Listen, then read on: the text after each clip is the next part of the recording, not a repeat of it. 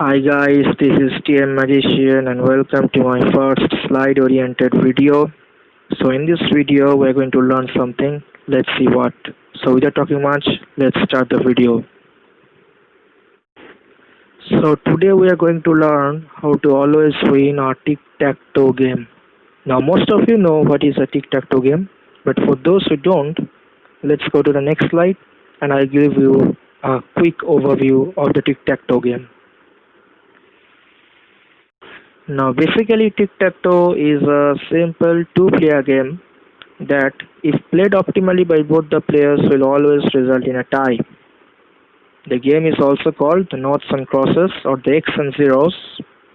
Tic-tac-toe game is a game that is traditionally played by being drawn on a paper and it can be played on a computer or any other variety of medium. Now what is the history of tic-tac-toe? Let's see. Now I've tried to make it as least as possible because the subject history is a nightmare to many of you. So an early variation of the tic-tac-toe game was played in the Roman Empire at around 1st century BC. Then it was called the turnil a pili, which means 3 pebbles at a time. The game's grid markings have been found even chalked all over the Roman ruins. Even the evidence of this game was also found in the ancient Egyptian ruins. That's it. Now we're going to see how to always win a tic-tac-toe game. Now before we get into the strategy, here are a few tips which you need to remember. The first one is known to all of you. 2 players are needed to play this game. The second one is that always start the game before your opponent if you want to win always. That's the key point. You need to start the game. Don't let your opponent start the game. And if your opponent starts the game, which is number 3, if your opponent starts the game, don't let him or her copy your steps. That will be dreadful. Then you have to probably go for a draw. So that's it. So this is case number 1. As you know, you have to start the game if you want to win always. So the key strategy is you should begin the game from any of the corners.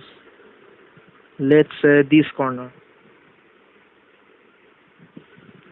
And let's say your opponent gives a knot in this position. Then what we have to do is go for another corner. Let's say this one. And your opponent knows that if he puts the knot in any other position other than the middle, the middle of the 2 crosses you gave, then you will always win. So to avoid that, the opponent will always put the knot. If he is sensible enough, then he will always put the knot in this position. Now it's a cakewalk victory for you. Go for another corner.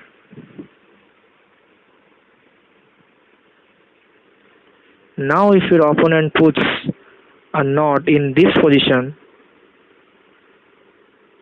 simply put the cross at the other position and it's matching. Or it may also happen so that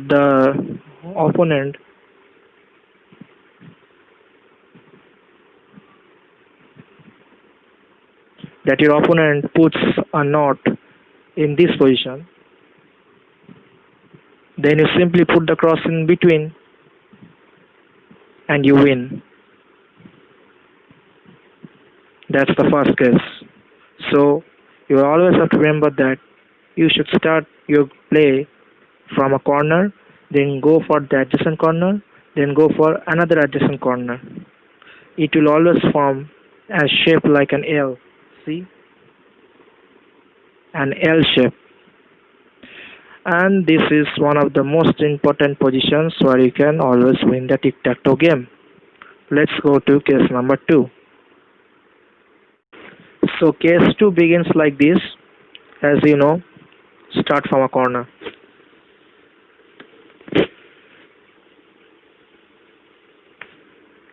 And let's say your opponent, without going for any other square, selects the middle square.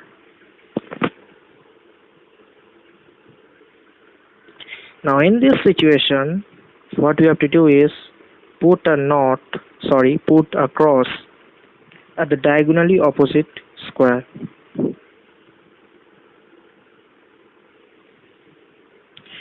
Now your opponent may try to win by putting the knot in this position.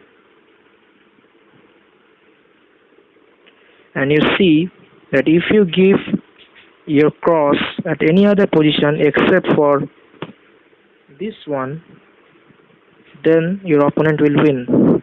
So to avoid that, you have to put your cross in this position.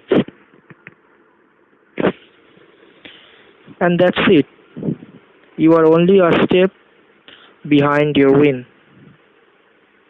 Now if your opponent gives his knot at any of the two positions of either this or this, then you put the cross in the other position. For example, let's say your opponent gives a square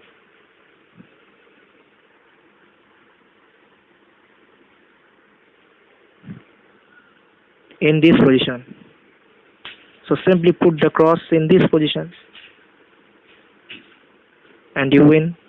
Similarly, if your opponent gives the knot in this position, then put the cross in this position and you win. So that's the step. So basically you have to see that if your opponent goes for the second move and he plays, or if he puts his mark in the middle square, then your second step will be to go for the diagonally opposite square. Then you have the highest chance to win the game. So now let's go to case number 3. So case 3 is the ideal case when a player draws with the opponent. So in this case, I'm going to tell you how you can always draw a tic-tac-toe game. So as said earlier, start the game from a corner. And let's say your opponent gives a knot in the middle position as in the earlier case. Now as I told you in the earlier case, go for the diagonal wise opposite square. Now here comes the important part. If your opponent is truly sensible, he will not go for any other square other than this square. Now you see that your win is at stake. If you give your cross at any other position except for this one, then your opponent will win. So you have to avoid that, and to avoid that you have to put a cross in this position only. And similarly, your sensible opponent can also find that if he puts his knot in any other position except for this one, then you will win. So to avoid that, your opponent will also put the knot in this position. Now again you see, as I've understood, you have to put your cross in this position only, because otherwise your opponent will win. And again, in this position, your opponent sees that you are on the verge of winning. So to avoid that, your opponent will put his knot in this position. Now it's the last square remaining, and you can also see that the opponent is winning. So to avoid that, you have to give a mark, and it's the last square remaining also. You can understand very well. So give the cross in this position. So this is the ideal case, which ends the draw. No one has won, no one has lost. This is a draw. So 90% of the tic-tac-toe games end in a draw, because most of the time the two players are sensible enough. But in some cases, if you are more sensible, then you may win the game by following the two cases as said earlier. That's it. So that was it, guys. Thanks for watching and stay tuned for more. I know this was my first video where I dealt with something other than card magic or another magic video. This was a strategy video on a gaming.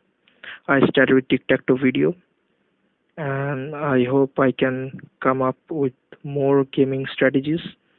And as usual, I also put videos on card magic. So that's it. Thank you.